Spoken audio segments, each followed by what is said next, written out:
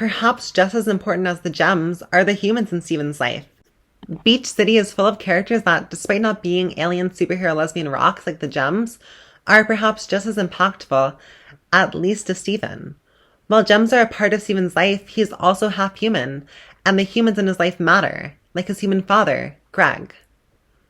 I'm gonna be frank. After Pearl, Greg is hands down my favorite character in the show. And so I'm going to be very biased in discussing him, especially because he reminds me a lot of my own dad. With his beer belly, his taste in music, his bad jokes, I see Greg and I see my dad. And my dad has always been a huge influence on me. In fact, my dad was the one who got me into superheroes, cartoons, and comics. My geekness is a huge part of who I am, and I have my dad to thank for that. During season 2, my dad actually got into Steven Universe, and we used to watch the show together. I'll always have good memories of the show with him. So yeah, I am an unapologetic Greg stan, and I think he's a really great character. And something else that's honestly pretty rare to see in cartoons, he's a great dad. I want you to think about dad in the cartoons, because honestly, a lot of them are absent, or not given screen time, or are shitty. It's rare to see such a great dad in a cartoon, and I love that about this show. Greg's relationship with Steven is adorable. A couple years before the show starts, he placed Steven in the care of the gems, knowing that there's only so much that he can do for him, and that he needs to be with people who can support him as a gem in the way that he needs. But he still makes sure to be active and involved in Steven's life at every opportunity that he gets. He loves Steven. He gets worried, he misses him. It's hard for him to deal with Steven doing gem stuff, but he's his son and he loves him no matter what. Oh, thank goodness you're okay! I saw the spaceship start to leave and then it crashed and I came back and... Ugh, your eye. But you're okay! I guess those jerks were no match for the crystal gems! No way, they were super strong. But you were able to beat them back? No, they totally stomped us. This warrior Jasper was super beefy and knocked me unconscious.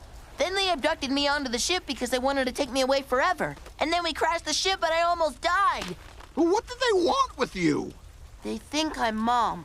Are more homeworld gems gonna come after you? I don't know. Maybe? Steven, I'm supportive and very proud of you. And I'll be right back. Gotta calm down. Where's my relaxing music CD? Some of my favorite moments in the show are just the two of them hanging out. It's genuinely really sweet the way that they interact.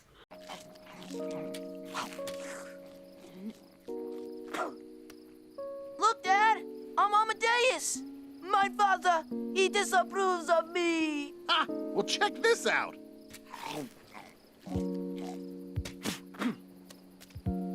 Ta-da!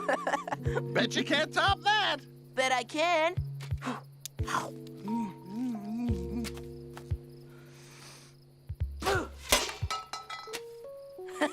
Beat that!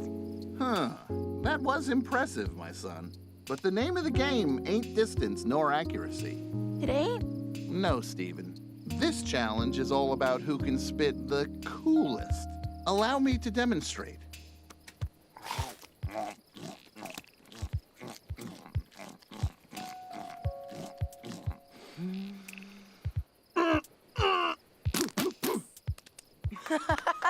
Wow, Dad. Dad, you okay? Help me, son. Oh! One of my favorite episodes is House Guest, in which, after being injured, Greg stays with Steven while he recovers. However, later in the episode, it's revealed that Greg actually had been healed, and he was just using it as an excuse to hang out with Steven. I think it's a really sweet episode, and it shows how much Greg loves his son. Also, they sing a song together, which is a certified bop. My darling son, I remember when I would sing to you and I would do it again. Beloved child, remember this too. In this world of gems, there's no one like you.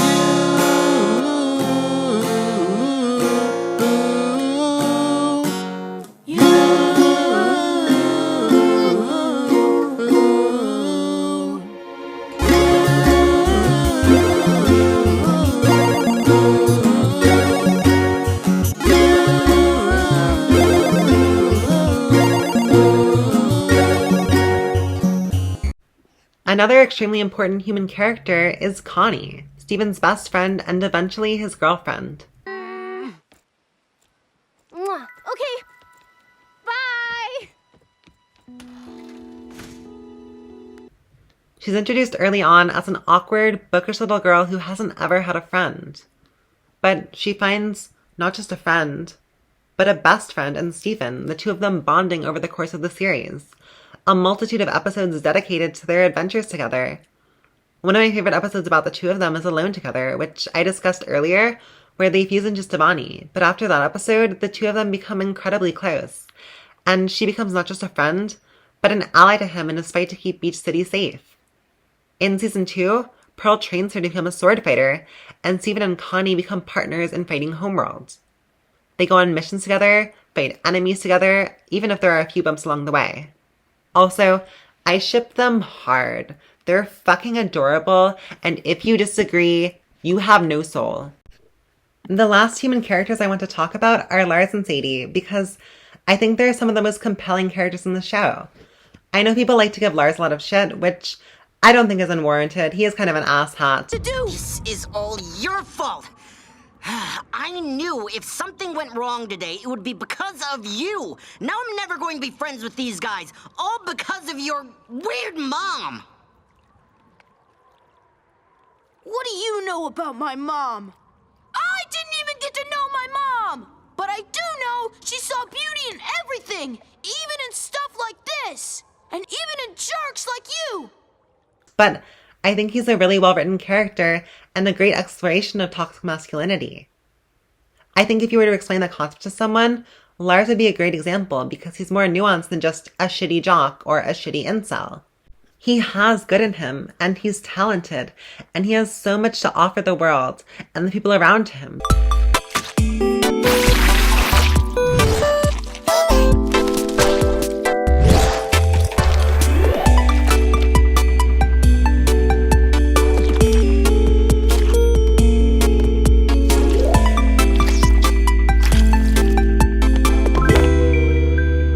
It's done.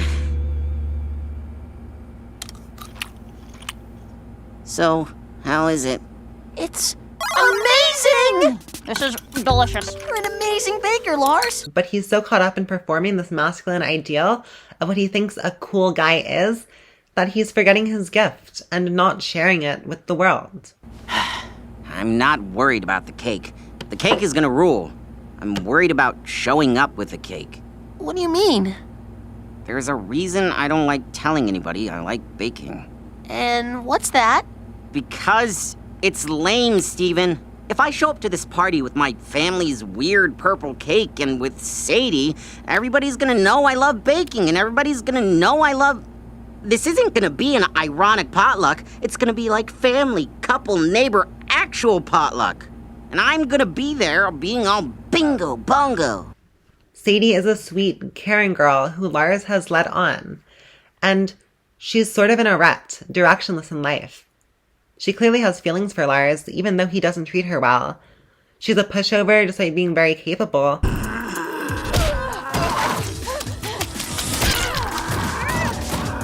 Sadie!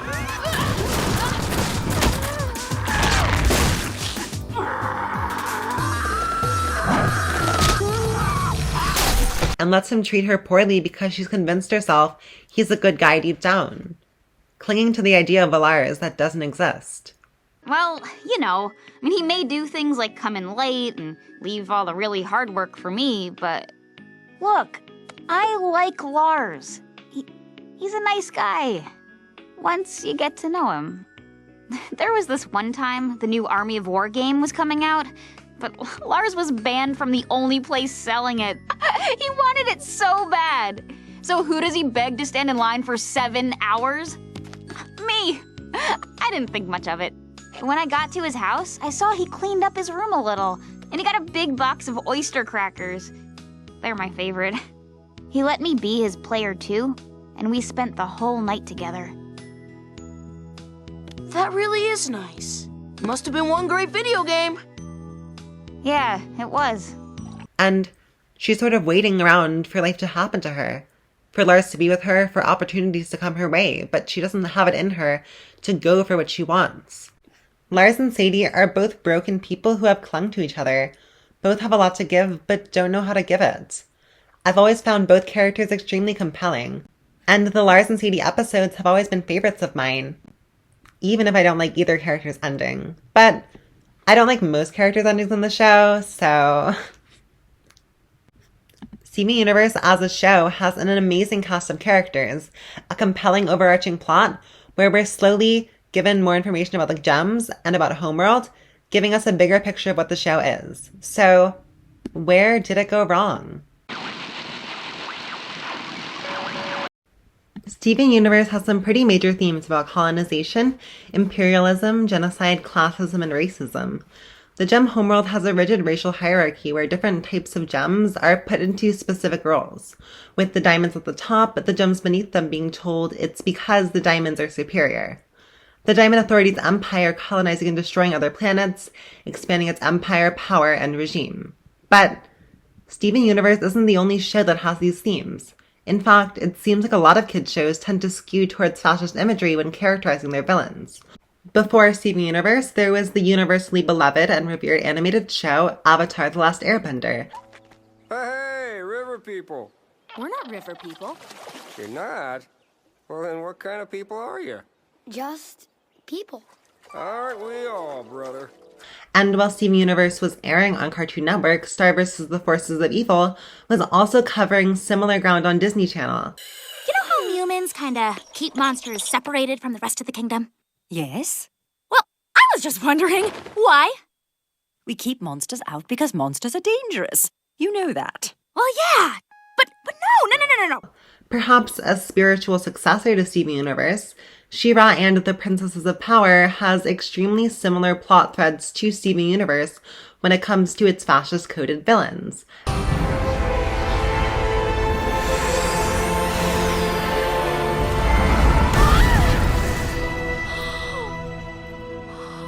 And some shows that you may not think are incorporating fascist antagonists, like Ever After High, are as well. If you don't pledge your destiny, your story ceases to exist. Ceases to exist?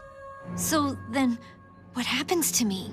You will cease to exist. More recently, Owl House, which I've been loving so far, is going for this too. Let my friends go, or else! Okay. I'll play. So, this isn't unique. It's a trend across cartoons, at least today. But how do cartoons typically handle this? And what does it mean? Also, I want to be very clear, I have nothing against Steven Universe's team or crew. I know they get a lot of hate. Please don't send them hate. I am just criticizing a cartoon. It's all good. So, I do think that out of all these shows that I've mentioned, Avatar: The Last Airbender handles these themes the best. And I think you'd be hard-pressed to find someone that disagrees with me. I personally am of the mind that Avatar: The Last Airbender is the greatest cartoon ever made and that ever will be made. And I do think this claim will age well. BoJack Horseman gave it a run for its money, but Atlas still came out on top, as it should. But Avatar: The Last Airbender has a pretty similar plot to Steven Universe in its approach to fascism. A chosen one main character and his gang of colorful friends, each with unique combat capabilities, head down to take down a fascist empire and dismantle it. And both shows are pretty explicit about the fascist elements, not only in the imagery they use to characterize the villains, but in the explicit, on-paper, on-screen writing. In Avatar, they're very explicit that the Fire Nation colonized the Earth Kingdom. Nice guy. How long has the Fire Nation been here? 5 years. Fire Lord Ozai uses our town's coal mines to fuel his ships. They're thugs. They steal from us. Imprisoned Earthbenders in camps. You will notice, Earthbenders, that this rig is made entirely of metal. You are miles away from any rock or earth. So, if you have any illusions about employing that brutish savagery that passes for bending among you people, forget them. Systematically eradicated waterbenders. We did our best to hold them off, but our numbers dwindled as the raids continued.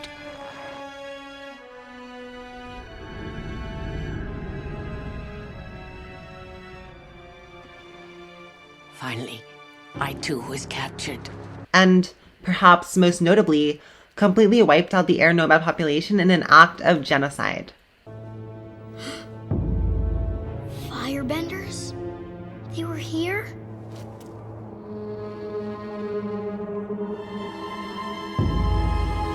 But Steven Universe is quite explicit too.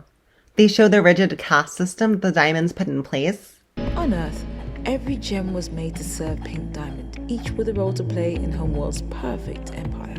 In comparison to their creator, their existence was ordinary. They were life forms only meant to fit their mold, and no one had ever dared to think otherwise. Show the propaganda they drill into their citizens. They're objectively better than us. Every gem has their strengths and weaknesses, but not them. They're absolutely, totally, completely flawless beings. Especially my diamond. Yellow Diamond. The most perfect, the most reasonable, rational, efficient decider ever to exist in the universe. Make it clear that the diamonds murder disabled people, or rather, shatter defected gems. We're just a rutile that came out wrong. We survived because all the other rutiles ran away when we emerged. We survived because they were afraid of us. Afraid of you? So you've been hiding your whole lives. What happens if they find you? We'll be shattered. And show firsthand how their colonization and abuse of power murders the planets they conquer.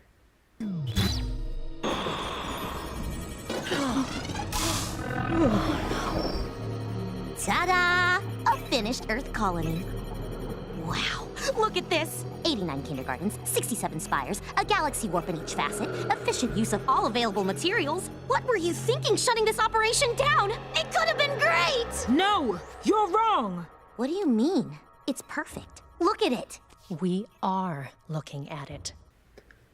And don't get me started on the cluster. The beings who used to be in those shards are so shattered, they don't know who they are or what's happening around them.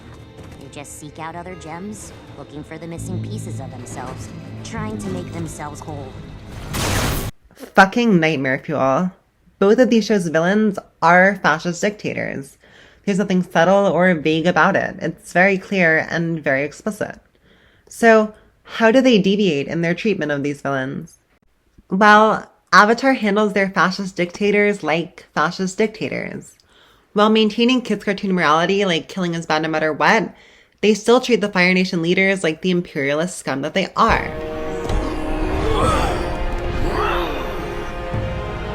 No, please, I can't swim.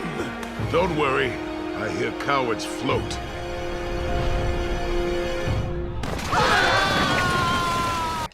Fire Lord Sozin is evil, and he needs to be apprehended and punished for his crime against humanity.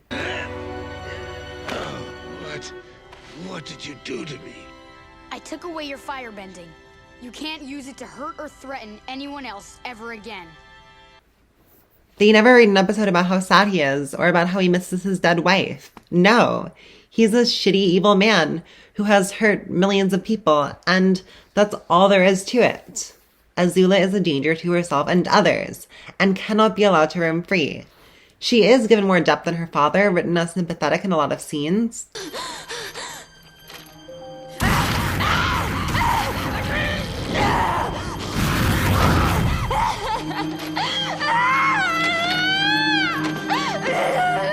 But it's never to a point that diminishes her villainy, or the harm she's caused.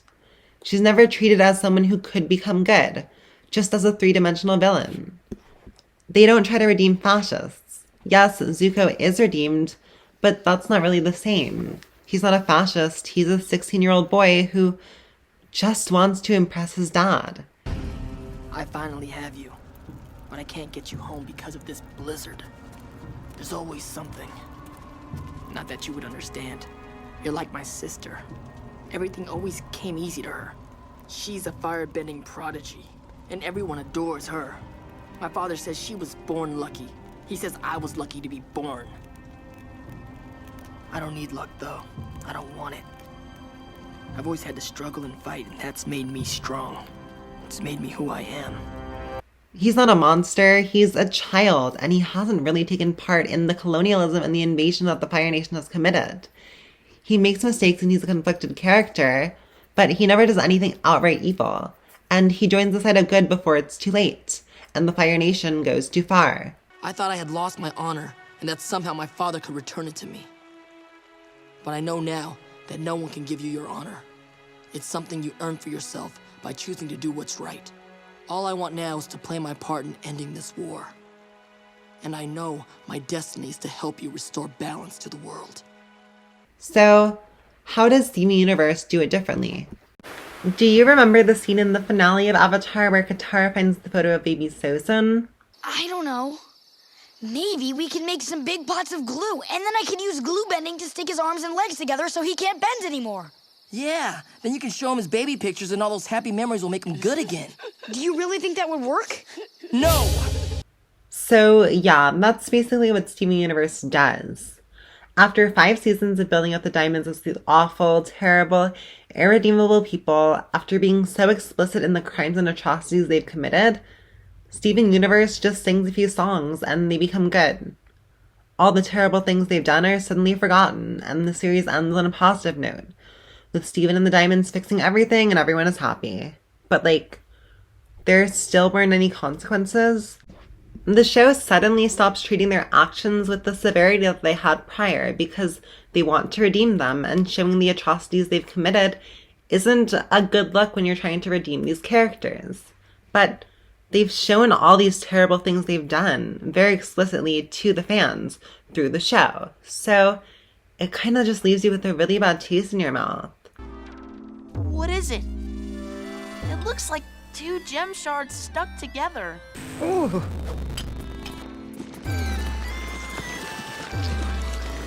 Is that what all these things are? Gems stuck together? Garnet?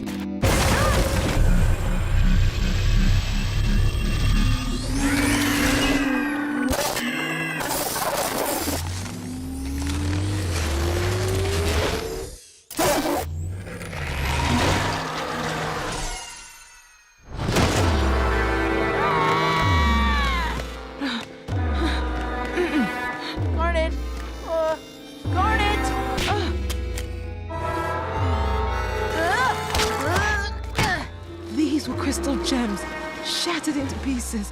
They were buried together. Why are you moving? They were forced together. They were forced to fuse. This is wrong. I'm sorry. No, Garnet! You're coming undone! Garnet! It definitely left a bad taste in my mouth, especially because I'm Jewish. I'm Jewish, and I'm trans, and I'm Asian, and I'm a bad bitch feminist. And so Nazis, really fucking hate me. And because of that, I have very strong feelings about when fascist imagery is used in the media. Nazis and white nationalists have terrorized my people for ages. The history of the Jewish people is a history of surviving against all odds. So when I saw these diamonds, these fascist villains, I immediately identified them as Nazis. I think a lot of people did, just based off of the fascist imagery that they put out. And to redeem them as a person of my marginalization, watching the show, it felt like a slap in the face. But beyond the redemption of the diamonds being a problematic decision, I also think it was a strange writing decision, period. Why, when deciding who is deserving enough to be given a redemption arc, were the diamonds, the fascist dictators, the one who won the golden ticket? Why do we have to redeem the worst possible people? It just makes no sense. I wasn't even on the Redeem Jasper train, but even she would have been a better candidate for the redemption than the diamonds. I just don't get it. Why them? So, Avatar The Last Airbender knows who to redeem, while Steven Universe doesn't. But Lilac, you cried in protest. Surely there's an example of a show that handles these themes well while redeeming all characters and is still having compelling stakes. And you would be right. There is. And it's... Ever After High is quite similar to Steven Universe in the final goal of the show. Similarly to Steven Universe's ending, the goal of Ever After High is not to defeat or subdue the antagonists. The goal is to show the antagonists the error of their ways and bring them over to the protagonist's side. And Ever After High does have a lot of the same fascist themes with the antagonists of the show. The school has a rigid caste system between the privileged royals, who have happily ever afters, and the rebels, everyone else who doesn't. It's about a rebel, Raven Queen, deciding she doesn't want to be evil and rebelling, and the shockwaves it sends through the school. And also, there's low-key a threat that she might die or something if she doesn't follow her storybook destiny or whatever. What if I don't want to take the pledge? What? It's just a question. And here's your answer. If you don't pledge your destiny, your story ceases to exist. Ceases to exist? So then, what happens to me? You will cease to exist. No biggie. The antagonists are unlikable, frustrating, sometimes even downright scummy, but it's still a high school, and that's where Ever After High manages to make this work where Steven Universe doesn't. The stakes are much lower, and while there's the whole threat of death thing, it's never really dwelled on. It's sort of treated like some distant future, like these kids' futures. They're high schoolers trying to figure out what they want to do in the world, but because of who they are, or arbitrary facts about them, they don't really have as many options as they should. And that sucks. The antagonists aren't so much fascist overlords as they're your conservative classmate George. Yeah, George is a dick, and he said some really problematic and insensitive stuff, and sometimes you want to slap him across the face. But you don't want George to go to prison or die. You want him to realize that he's being shitty and make amends. You want him to realize the error of his ways and switch sides. So, no matter how condescending Applewhite gets or how unfair Headmaster Grimm is, you don't want them to be condemned forever. You want them to be better, and the show is about everyone learning to be better. And I think that's pretty great. There's also, low-key a lot of major pacing and tonal problems that hinder the show and ruin what should be really interesting storylines, like Dragon Games. But also, it's a cheaply animated cartoon made to sell a doll line, and it's way better than it has any right to be. I am done rambling about Ever After High. Back to the main point. In Steven Universe, the villains are not your conservative classmate George, but instead Adolf Hitler, and the redeemability of Adolf Hitler is much less than George. If Steven Universe wanted to go this route with the redemption of their villains, they could have made their villains to be George, and that, on a setup level, fails the show. There are countless shows that have these same themes and subject matter, though a lot of them don't handle them with very much tact. For example, Star vs. the Forces of Evil, a masterclass on how to write incredibly unlikable characters that ends with the main character committing genocide. I will not elaborate further. But some shows have handled it very well, like She-Ra and the Princesses of Power, which is almost a new and improved Steven Universe. It does a lot of the stuff that Steven Universe does better, though there's a stiffness to it where Steven Universe has a warmth. It seems like a lot of cartoons are scrambling for fascist villains.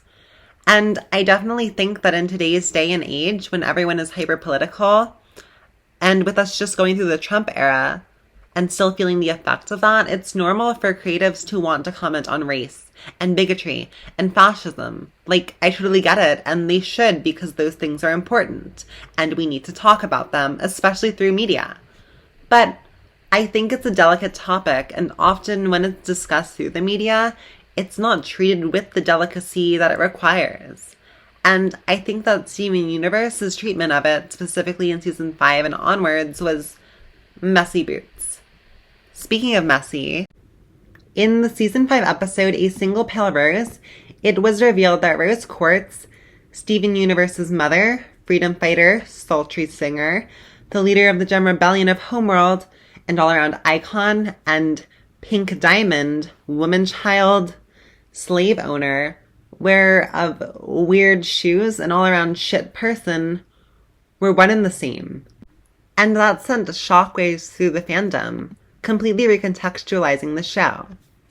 The hero of Rose Quartz, leader of the Gem Rebellion, was now a fascist, had played both sides of the Gem War, acting as Pink Diamond and Rose Quartz, sending thousands of her allies on both sides to kill each other, pretending to have Rose Quartz shatter Pink Diamond, that act condemning all of her Crystal Gem allies, save a very few number, to corruption. Rose Quartz went from a quartz soldier who saw a different way of life for the gems, leading her friends and allies to a freer life, to a privileged asshat taking perverse glee in seeing beings like Garnet exist, claiming to be a freedom fighter while still owning her Pearl, taking away Pearl's autonomy in her own body, who would condemn thousands who were dedicated to her, loyal to her cause, because she refused to own up and hid behind this Rose Quartz facade, who then had a child in Steven Universe, not because she wanted a kid, but because she wanted to run away from the problems she caused. Because she wanted to find someone who she could dump her problems on, who would have to deal with the mess she started. Words cannot describe how much I fucking hate this woman. But it doesn't just ruin her, it ruins the show. While Rose Quartz was never perfect, she was never downright evil. We learn about the things she did, and I quite like the storyline of Steven learning she'd made mistakes, done awful things. I don't like the episode Bismuth, but I think it's a big turning point for her character. Rose Quartz, that is. Steven grew up idolizing, and the gems basically treated Rose like a messiah figure. So for him to learn that she's not perfect, that she's actually done quite a few terrible things, I think that's an important turning point for his character and his perception of his mother. When he learns that Rose Quartz shattered Pink Diamond, it's again another moment where he has to grapple with the reality of his mother not being the idealized fantasy he's been sold. How come nobody told me about Pink Diamond? We all did what we had to during the war. Everything's different now. But did Mom really do it? Did she really shatter her? She had to. The Earth belonged to Pink Diamond. Destroying her was the only way to save the planet. For Amethyst to be herself, for Pearl to be free, for me to be together, for you to exist. But I thought, at least she'd never... She didn't always do what was best for her. But she always did what was best for Earth. Even if it meant shattering someone? Yes.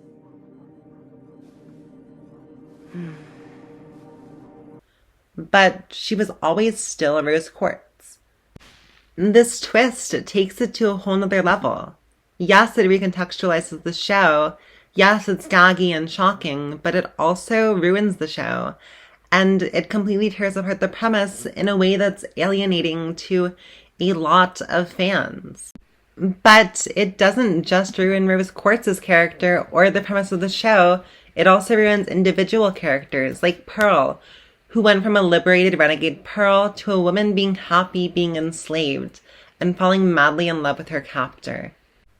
Pearl went from one of the most compelling characters in the show to a messy, problematic disaster, which is really disappointing to me. And the thing is, if they wanted a twist about the death of Pink Diamond, they already had one. In the episode prior, Can't Go Back, this scene happens.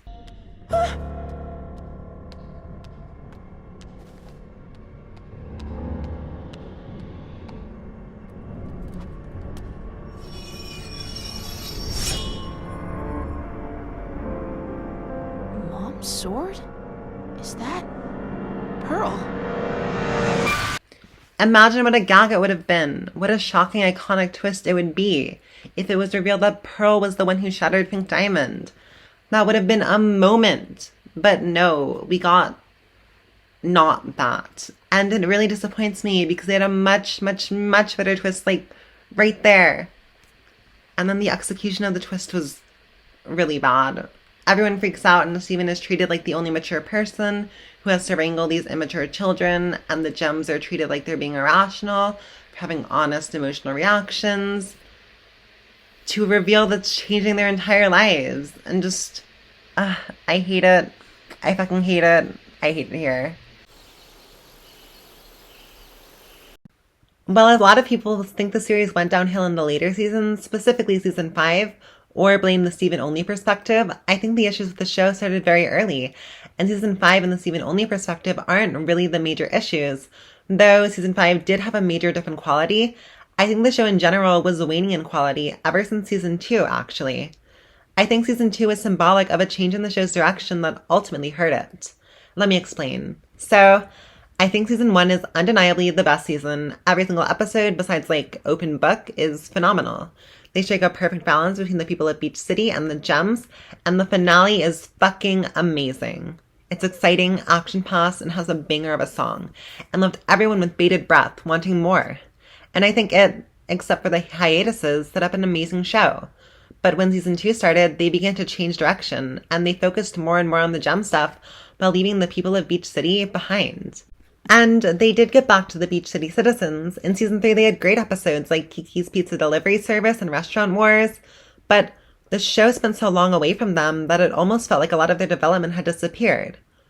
Lars and Sadie, though I love them, had all of their development from the season 1 episodes erased for season 3.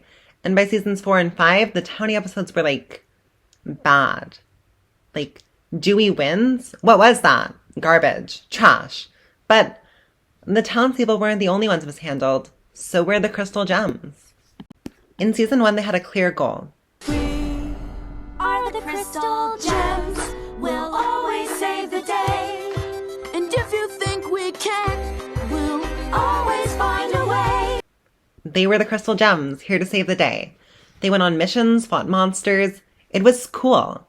But they almost forgot the premise of this show when season 2 began. From then on, they went on missions much less frequently, and those episodes became less and less until they were almost gone altogether. And as much as I love these characters, What's Amethyst Doing Today episodes are not what I signed up for when I watched the show. They also began plotting episodes around the Steven bombs. For example, the week of Sardonyx, starting with Cry for Help, ending with Friendship, and having Keystone Motel, Onion Friend, and Historical Friction sandwiched between them. And I remember loving the week of Sardonyx when it happened. It was super exciting seeing Sardonyx and exploring both Pearl and Garnet's characters in more depth, plus we got to see more Ruby and Sapphire. But I do think because of Steven bombs, the quality of the individual episodes did begin to dip. It told a cohesive, well-rounded story, but the individual episodes weren't even close to as strong as in season 1. They weren't full episodes, they were parts of a story, and I think that hurt the show, even if the Steven bombs did keep interest. There are a lot of episodes like Too Short to Ride that build up to something and then give a complete non-resolution. They write themselves into a corner and they just resolve it nonsensically, completely out of left field. Too Short to Ride is a great example because it's about Peridot coming to terms with the fact that she's defective, a metaphor for disability. And it's about her accepting herself regardless, except that doesn't happen. She just magically has the power to control metal at the end, so she doesn't learn that she's okay even if she can't do what the other gems can. She learns that she has a cool new power, so it's all fine. It sets something up, but it doesn't follow through, and the episode just feels unfinished. Then there was the actual handling of the story elements, because I think they were majorly fumbled. Theoretically, as the story ramps up, the show would be getting more serious, but sort of the opposite happened. Though there were episodes like Keeping It Together, Alone at Sea, and Sworn to the Sword, a majority of these supposedly plot-heavy episodes did not treat these story elements with the gravity that they should have. Take Rose's Room, or Mirror and Ocean Gem, or Warp Tour, or On the Run, or Rose's Scabbard, or The Return, or Jailbreak, or any of the plot-heavy episodes from season 1. There was a sense of urgency, a sense of, this is important, and that was felt. Even in the episodes that weren't plot-heavy, like Cat Fingers, Larson the Cool Kids, and The Test, the show knew when to take itself seriously, knew how to do peaks and valleys, knew when to get dark, to really instill that urgency in the audience when watching.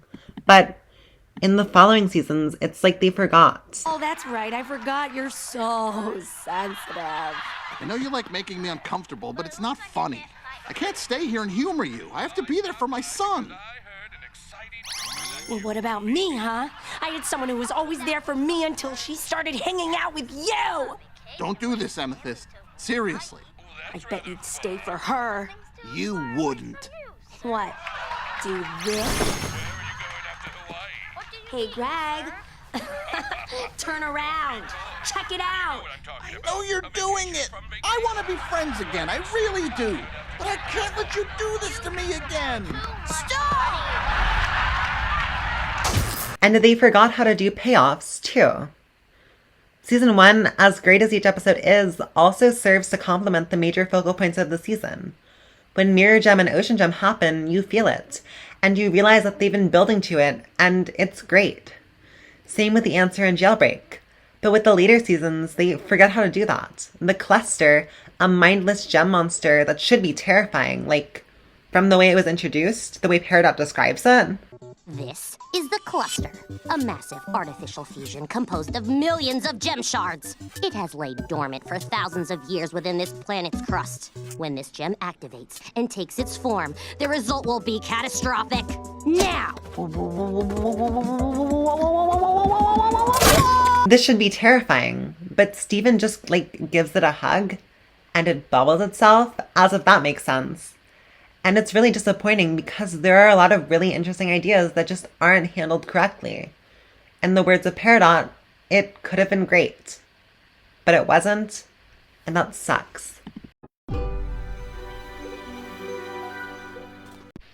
So, I suppose this is the part of the video where I meant to critique the Steven-only perspective, say that it hindered the show by sandwiching him into situations that he shouldn't have been in, but I'm actually not here to say that. I actually think the Steven-only perspective is a great feature of the show. So, I think we all got into Steven Universe because there was a magic to it. Something infectious that brought us in, and somewhere along the way, the magic disappeared. And I think I've pinpointed what that magic was, at least for me. Do you remember being a kid and listening into a conversation your parents were having in another room? Maybe you'd gotten in trouble, maybe they got into an argument, whatever it was. And you couldn't really make out what they were saying, but it was exciting. You could make out some of the words, and you'd build your picture of what happened. You were a kid, and there was only so much about the world of adulthood that you could understand. You knew so much, but so little at the same time. That magic, that feeling, is the magic of Steven Universe. You're seeing this world of complexities through the eyes of a child. There's always something bubbling under the surface, something unspoken, and it's exhilarating to watch. But as the show continued, they abandoned that gaze, and instead of the complexities bubbling beneath the surface, waiting to jump out, the surface became all that the story was. People criticize the Tony episodes for being filler, but I also feel the opposite about that. Steven is half human and half gem. Both sides of that world are equal inside of him, so it makes sense that both things are given equal time. Both things matter equally to him and the show. And I think even with the Tony episodes, there was still that magic bubbling beneath the surface. Episodes like Frybo, Joking Victim, and Maximum Capacity, saying so much, but leaving so much unspoken. I could do whole videos dissecting what those episodes mean. And I think that sort of aesthetic was something that carried through the whole show. The vibe of Beach City was the same as the vibe of the Gems. The Gems were living in the ruins of war, picking up the pieces, teaching Steven about a world that was left behind, about a culture that didn't really exist anymore. Most of their missions are old ruins, cracks and tears left by what the war did to Earth, having to pick up the pieces, dealing with the aftermath. And that's what Beach City is too. It's a tiny town on the beach with nothing around. Barely any people live there, and it's slowly fading away, forgotten by the rest of America. The entire show has this post-apocalyptic vibe. Even Steven as a character is that. He, as a character, was only born because Rose died, and he's forced to pick up the pieces that his mother left behind. So, with this aesthetic in mind, going through a whole deep space epic completely takes you out of the show. The setting, the vibe, everything, but I don't like to just criticize. I don't think it's helpful or productive. If I'm going to bring up issues, I owe it to you all to bring up solutions too. So here's how I would have done it, which I think would have been better. If they stuck with that aesthetic, they still could have had the Crystal Gems fighting Homeworld Gems. They could have fought the remnants of the Empire, people hanging onto the glory of a destroyed world. there'd be a sort of tragedy to that. Imagine an episode about Lapis flying through space, ending with her arriving on Homeworld and finding it in ruins. Imagine Blue Diamond alone in a crumbling palace. And I think that would have led the show to a much more natural conclusion. I would have actually ended the show after 2 or 3 seasons. Here's what I would have done for the ending.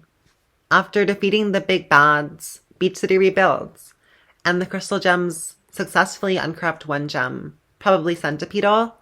Not all of them, just one. And it's not everything, but it's a start. And the final scene of the show would be a montage of them rehabilitating her as Love Like You plays. And it would end on a shot from the theme song of the main cast sitting at the campfire, except now there's one more gem sitting next to them. I always thought I might be bad. Now I'm sure that it's true, 'cause I think you're so good, and I'm nothing like